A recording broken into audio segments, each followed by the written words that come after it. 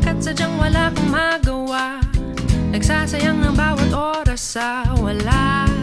Hala, na-search mo ng lahat sa internet, naubos na ang load sa kakatext, naghihintay ka lang